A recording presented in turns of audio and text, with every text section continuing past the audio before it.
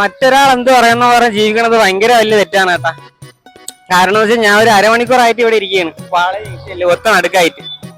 ആരും എന്നെ ശ്രദ്ധിക്കുന്ന പോലും ഇല്ല. ചിലര് വിചാരിക്കുന്നുണ്ടാവും ഇവനെന്ത് ഭ്രാന്താണെന്ന്.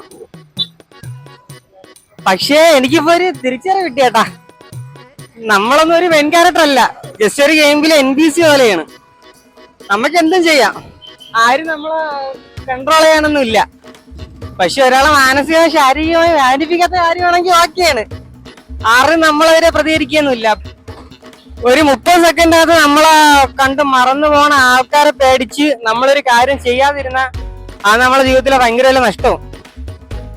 നമ്മളൊക്കെ വെറുതെ കേട്ടോ ഓരോ കാര്യങ്ങൾ ഓർത്ത് ടെൻഷൻ അടിക്കണ.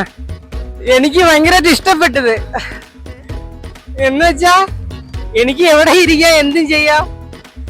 പക്ഷെ ആരും എന്നെ ഒന്നും പറയില്ല, എല്ലാവരും ചിരിച്ചോണ്ട് നോക്കി പോണം. ജസ്റ്റ് നോക്കിയ ആൾക്കാർ എന്നെ ഒരു 5 സെക്കൻഡ് നോക്കി അത് നോക്കല്ല.